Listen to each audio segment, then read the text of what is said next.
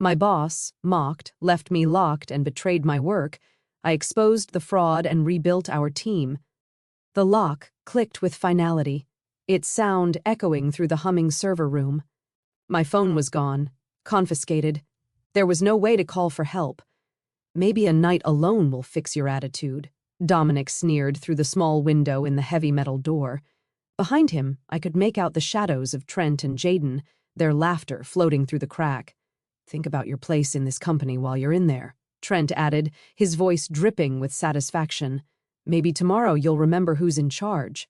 The light from the hallway vanished as they walked away, leaving me alone with rows of blinking servers. The room's temperature was kept at a constant 62 degrees to protect the equipment. I wasn't dressed for it in my thin blouse and skirt. They knew that. I sank to the floor, hugging my knees to my chest as their footsteps faded. Tears burned behind my eyes, but I refused to let them fall. This wasn't just about the cruel prank or the humiliation. It was about 6 months of systematic undermining, of watching my ideas being stolen, of being interrupted in meetings, of working twice as hard for half the recognition. The company holiday party replayed in my head. Just hours ago, I had finally spoken up after Dominic presented my database optimization solution as his own. The stunned silence as I stepped forward, the way his face twisted in rage. "You're nothing but a troublemaker," he'd hissed when we returned to the office. "And I've had enough." "Ebrofer," I glanced at my watch. 9:43 p.m. The cleaning crew wouldn't arrive until 6 a.m. The thought of spending 8 hours in this cold, sterile room made my chest tighten. Then my eyes drifted to the central terminal, still logged in under Dominic's credentials. He'd been monitoring server performance when he decided to teach me this lesson. He'd left everything open. Before I continue with what happened next, if you're new here, hit that subscribe button. This story isn't just about revenge. It's about standing up for yourself when the whole world seems determined to push you down. Drop a comment if you've ever had to deal with workplace bullies. Trust me, what happens next might give you some ideas, though I wouldn't recommend following my exact playbook. My name is Ziv, not Zia or Zivia, just Ziv. I'd graduated top of my class in computer science 4 years ago with dreams of changing the tech world. What I didn't expect was entering an industry where I'd constantly have to prove myself. I'm naturally quiet, preferring to let my work speak for itself. Maybe that's why they thought I was an easy target. I joined Next Gen Software Solutions 6 months ago, lured by promises of innovation and growth. The reality was different. A boys' club masquerading as a modern tech company. I was the only woman on the development team, and they never let me forget it. My first clue should have been Dominic's reaction during my interview when he realized I wasn't a male Ziv, as he'd assumed from my resume. The flash of disappointment in his eyes quickly masked with a tight smile. "Interesting name for a girl," he'd said, not bothering to hide his surprise. Despite his initial reaction, my technical skills had impressed the hiring panel enough to bring me on board. What I didn't tell them was my full background. Before this job, I'd spent 3 years as an ethical hacker, contracted by major companies to test their security systems. I'd been one of the best until a similar toxic culture at that firm drove me to start fresh. I stared at the terminal, my mind racing with possibilities. 8 hours, unrestricted access, no oversight. My fingers hovered over the keyboard as I considered my options. The sensible part of me said to just wait it out, report the incident to HR in the morning, and start looking for another job. But the part of me that had been swallowing insults and watching my work being claimed by others for months had different ideas.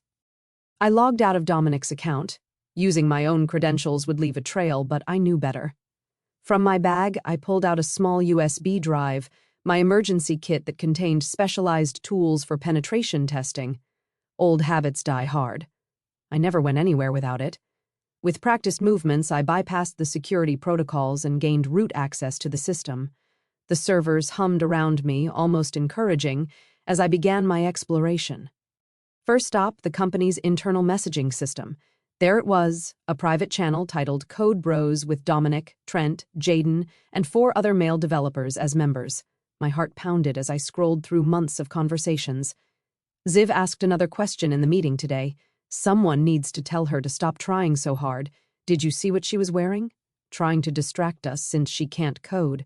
Dominic, brilliant presentation on the database solution, much better than her original garbage proposal. I felt sick reading their messages, but one particular exchange from last week made my blood boil. Dominic, the Robertson project promotion is coming up. Keep Ziv busy with bug fixes so she doesn't have time to shine. Trent, already on it. Assigned her all the legacy code maintenance. Jaden, she'll never make senior developer at this rate. Dominic, that's the point, genius. I had been working 16-hour days, trying to keep up with my regular work plus the extra assignments they'd been piling on. Now I understood why. Abros digging deeper into their private communications revealed something even more disturbing. Dominic had been systematically taking my code submissions, making minor modifications, and presenting them as his own work to upper management. The promotion track I'd been promised during hiring was being built on my ideas with someone else's name attached. My hands trembled, but not from the cold anymore. I needed evidence. Something concrete that couldn't be disputed, something that would make sure they never did this to anyone else again. I created a secure folder on my drive and began copying conversations, timestamps, original code submissions, and the modified versions Dominic had presented. Each file was damning on its own. Together, they told a story of targeted harassment and intellectual theft. The clock on the wall read 11:28 p.m. I'd barely scratched the surface of what I could access. As I contemplated my next move, I stumbled upon something unexpected: financial records for client projects. Normally, these would be restricted to accounting and management, but someone had been careless with permission settings. What I found made me gasp out loud. The Robertson project, our biggest client, was being systematically overbilled. Hours were inflated, resources doubled. And the extra money, where was it going? I followed the trail through a maze of transactions, each one carefully obscured but not enough to hide from someone with my skills. The extra funds were being diverted to an external account under a shell consulting company. The name on the registration documents: Dominic Porter Consulting Services. He wasn't just stealing my work, he was stealing from the company and its clients. I was so engrossed in my discovery that I almost missed the sound. A faint click from the direction of the door. My heart stopped as I quickly minimized Windows and pulled out the USB drive. Had they come back to check on me? I huddled in the corner, pretending to be asleep as the door creaked open slightly. Light from the hallway spilled into the room, illuminating a portion of the floor. Through barely open eyes, I could make out a silhouette smaller than Dominic or the others. "Hello! Is someone in here?" a woman's voice whispered. I remained silent, unsure if this was some kind of trap. "I know someone's here." The system alerted to activity in this room. The door opened wider, revealing a woman I'd seen around the office but never spoken to. "Oh, you're the new developer, right? What are you doing locked in the server room at midnight?" I hesitated, not sure if I could trust her. In the dim blue light of the server room, I could make out her features now: dark hair pulled back in a practical ponytail, glasses perched on her nose, and an expression of genuine concern. "They locked me in," I finally admitted, my voice hoarse. "Dominic and his team said they wanted to teach me a lesson about my attitude." Her face hardened. "I'm Raya. I work in cybersecurity upstairs." She stepped fully into the room, letting the door close behind her. "I got an alert about unusual access patterns. Now I understand why." "Aberke," I scrambled to my feet. "Are you going to report me?" Rhea studied me for a long moment. "That depends on what you're doing." The look in her eyes told me she might be an ally, but I'd been wrong about people before. I decided to test the waters. "Did you know Dominic is stealing client funds through fake billing?" Her eyes widened. I suspected something was off with the Robertson account. "Show me." I pulled out my emergency USB again and plugged it back in, showing her the trail of financial documents I'd uncovered. As she leaned over my shoulder, examining the evidence, her breath caught. "This is serious criminal activity," she whispered. "But why are you looking into this?" The whole story came pouring out. The harassment, the stolen ideas, the systematic undermining, culminating in tonight's punishment. Raya's expression grew darker with each detail. "They did the same thing to me last year," she finally admitted. I was supposed to be on the development team, but after I corrected Dominic in a meeting, I was suddenly transferred to cybersecurity, isolated away from the main projects. She pushed her glasses up. I thought I was alone. You're not, I said, and neither am I. Ebrof. For the next hour, Raya helped me navigate deeper into the company's systems. Her security credentials, combined with my hacking skills, made us an unstoppable team. We uncovered more victims. 3 other women had left the company in the past year alone, all after conflicts with Dominic's team. They're going to suspect something if they find us both here in the morning, I said, glancing at the time. It was nearly 2 a.m. Raya nodded. I need to go back upstairs and delete the security alert that brought me here. But first, she pulled out her phone and took photos of several key documents on the screen. Insurance? I asked. Why are you helping me? She paused at the door. Because last year I was too afraid to fight back. I've been regretting it ever since. Her eyes met mine. What's your plan? Tibro. I honestly hadn't thought that far ahead. Gather evidence and report it to HR. Raya's laugh was bitter. HR is in Dominic's pocket. His sister-in-law is the director. She shook her head. You need something bigger, something public, something they can't sweep under the rug. After she left, I sat in silence, considering her words. The servers hummed around me, the only witness to my growing determination. I couldn't just expose Dominic. I needed to dismantle the entire toxic system he'd built. I turned back to the terminal and began a new search, looking for board members, contact information, company bylaws, and whistleblower protocols. If I was going to do this, I needed to understand the full battlefield. That's when I found it, buried in old emails between Dominic and the CEO. A conversation from before I was hired, discussing the upcoming government contract bid worth millions. We need to demonstrate diversity in our technical team for the federal requirements, the CEO had written. Find a female developer with the right credentials.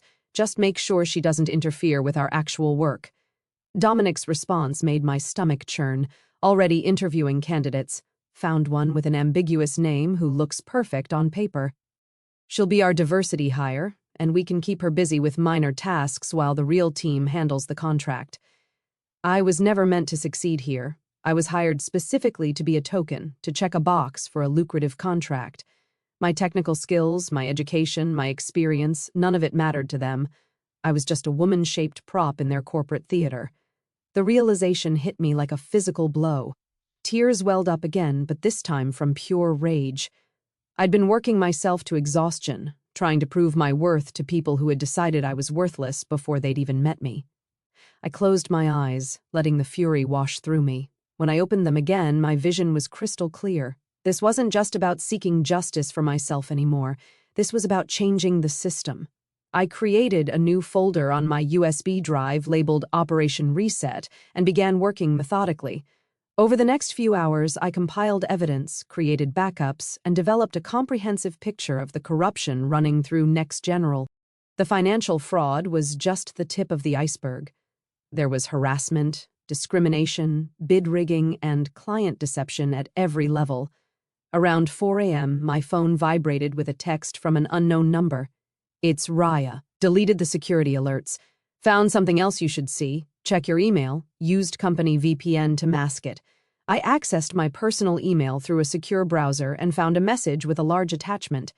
Raya had sent me personnel files, exit interviews from former employees, all containing redacted complaints about Dominic and his team. She'd also included a note. HR deleted these from the system, but I keep backups of everything. Good luck. With this final piece, my evidence was complete. Now I needed a strategy, a way to release this information that would guarantee action. Going to the CEO was pointless. He was complicit. The board members were mostly old friends of the founder. The legal system would take too long, and corporate lawyers would bury the case in paperwork. I needed something immediate and undeniable. As I contemplated my options, I heard footsteps in the corridor outside. My heart pounded as I quickly closed everything, removed my USB, and returned to my corner, pretending to be asleep. The door opened, and the light flicked on. "Rise and shine, princess!" Dominic's voice boomed. "Night in the dungeon teach you anything?" I blinked up at him, feigning grogginess. Trent and Jaden flanked him, all three wearing identical smirks. Behind them stood Carson, the newest member of their team, looking uncomfortable. "I asked you a question," Dominic pressed, his tone hardening. I stood slowly, my legs stiff from the cold and hours of sitting. "Yes," I said quietly, "I learned a lot." "I bruch good," he nodded, clearly satisfied with what he perceived as my broken spirit. "Then you can start by apologizing to me and the team for your behavior at the party." I looked at each of them in turn, noting their expectant faces. They were waiting for my submission, my defeat. "I'm sorry," I began, my voice barely above a whisper. Dominic's smile widened. "Louder, so everyone can hear you." "I'm sorry," I repeated, raising my voice slightly, "that you felt threatened enough by my abilities to lock me in a server room overnight." The smiles vanished instantly. "I'm sorry that you're so insecure about your own skills that you need to steal my work." Dominic's face reddened. And I'm especially sorry," I continued, stepping toward them, "that you were stupid enough to leave me alone all night with access to everything I needed to expose you." The color drained from Dominic's face as he glanced at the terminal, still showing the login screen. "What did you do?" he whispered. I smiled, a cold expression that made even Trent step back. "I guess you'll find out." Carson looked between us, confusion evident on his face. "What's she talking about, Dom?" Before Dominic could respond, his phone began ringing. He pulled it out, glanced at the screen, and his expression turned to pure panic. "It's the CEO," he said, his voice cracking. "Why is he calling me at 6 a.m.? Dominic stepped away to take the call, his face growing paler with each passing second. The others watched him nervously, glancing between their leader and me. I remained perfectly still, my expression neutral, despite the adrenaline coursing through my veins. "Yes, sir. Right away, sir. We'll be there immediately," Dominic stammered before ending the call. He turned to me, eyes narrow with suspicion and fear. "What have you done?" I tilted my head slightly. "Maybe you should check your email." All four men pulled out their phones at once, the synchronized look of horror that spread across their faces as they read whatever had been sent would have been comical under different circumstances. "This is illegal," Dominic hissed, waving his phone in my face. "You can't access private company information," says the man who just imprisoned me overnight in a secure area against my will, I replied evenly. "Interesting definition of illegal you have there." Jaden grabbed Dominic's arm. "We need to go to this emergency meeting now. The entire executive team and board are waiting." As they turned to leave, Dominic pointed a finger at me. "This isn't over. You're fired." "Actually," I said, holding up my phone that Raya had returned to me along with a message from the CEO's assistant. "I've been specifically requested at this meeting, too." I smiled. "Shall we walk together?" The journey to the top-floor executive suite was silent and tense. In the elevator, I stood calmly while the four men shifted nervously, exchanging worried glances. Carson looked completely lost, continuously checking his phone as though searching for answers. The elevator doors opened to reveal a reception area where Rhea was already waiting, along with several other employees I recognized from different departments. They all wore the same expression, a mixture of anxiety and anticipation. "What's going on?" Carson whispered to Trent, who ignored him. The CEO's assistant, Miranda, appeared from behind the heavy mahogany doors of the conference room. "Everyone is waiting. Please come in." The scene inside would be forever etched in my memory. The long conference table was filled with board members, executives, and legal representatives. At the head of the table sat CEO Nathan Walsh, his face a mask of controlled fury. A large screen on the wall displayed various documents and chat logs, the familiar evidence I had collected overnight. "Sit down," Nathan ordered, pointing to the empty chairs on one side of the table. Dominic and his team took their seats nervously. I moved toward the other side, where Raya had saved me a spot. "Miss Ziv," Nathan addressed me directly, "I've spent the last hour reviewing the information anonymously sent to every board member, executive, and key client of this company." He gestured to the screen. "Would you care to explain how you came by this evidence?" Every eye in the room turned to me. This was the moment that would define everything. I took a deep breath. I came by it because your development team manager, Dominic, locked me in the server room overnight as punishment for speaking up at the company party. My voice remained steady. While trapped there, I discovered evidence of ongoing discrimination, intellectual property theft, and financial fraud.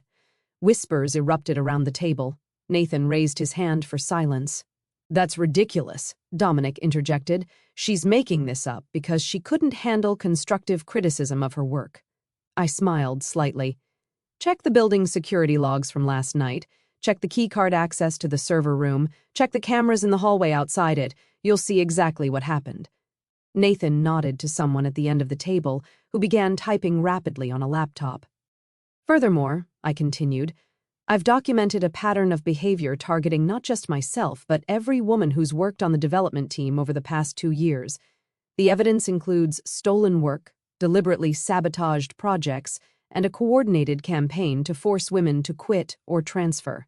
These are serious accusations, said an older woman I recognized as the head of the board. But what about these financial documents? Are you suggesting actual criminal activity? Burke. Before I could answer, Dominic stood up. This is absurd. She broke into secure company systems.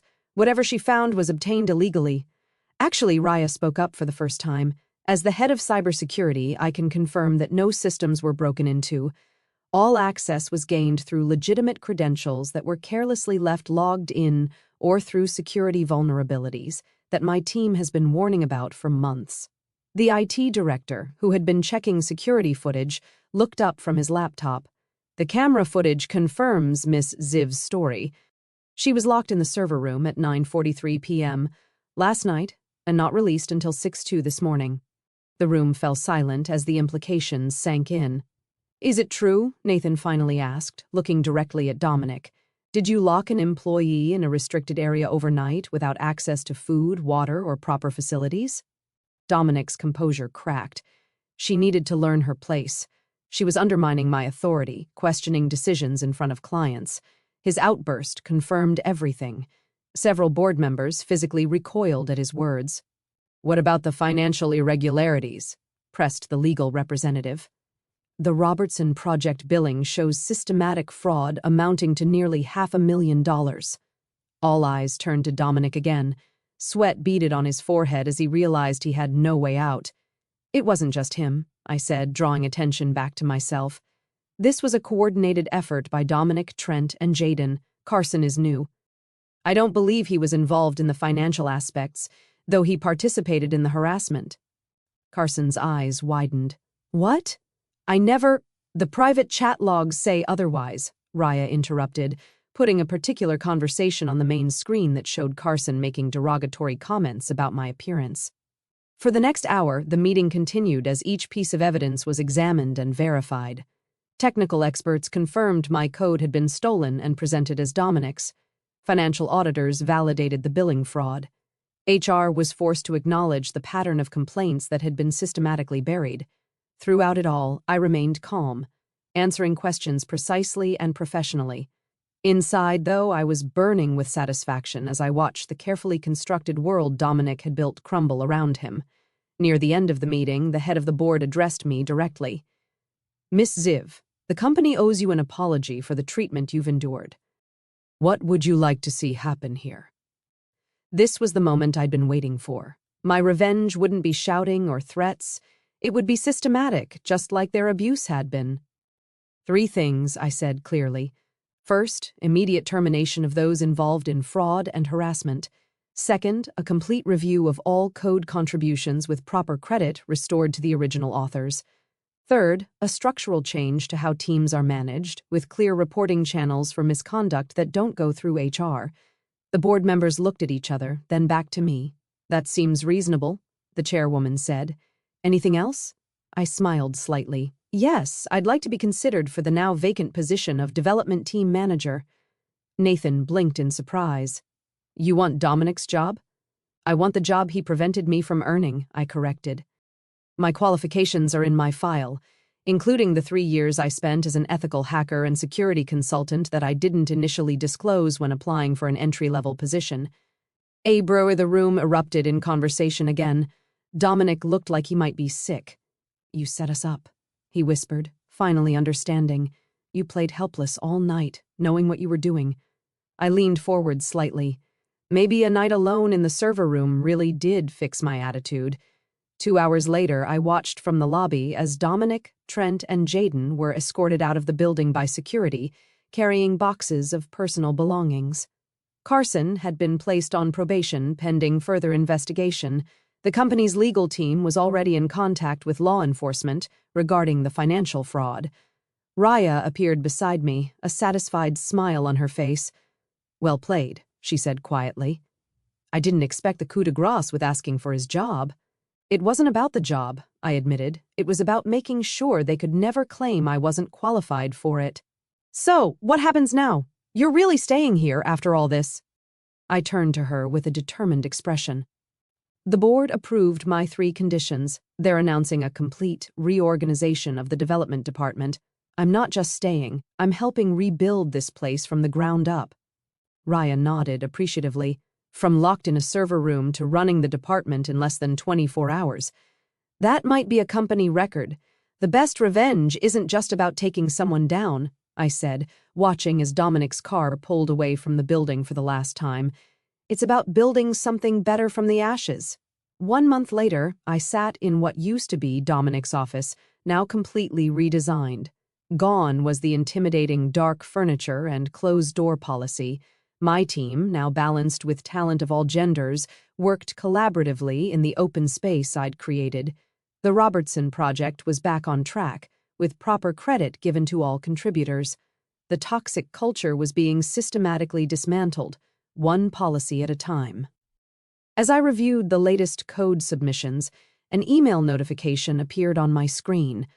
The federal contract, the one I'd been hired as a token to help secure, had been awarded to us, not because of a diversity checkbox, but because our newly structured team had submitted the most innovative solution.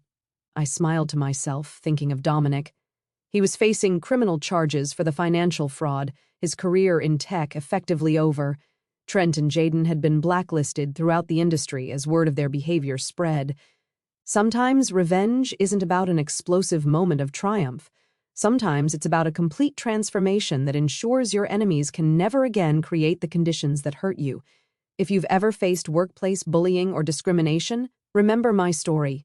Your value isn't determined by those who try to diminish you. Sometimes the people who lock you in a dark room don't realize they've just given you access to exactly what you need to change everything. If this story resonated with you, please hit that like button and subscribe for more. Share your own experiences in the comments. You never know who might need to hear they're not alone. And remember, sometimes the best revenge isn't what you destroy, but what you build in its place.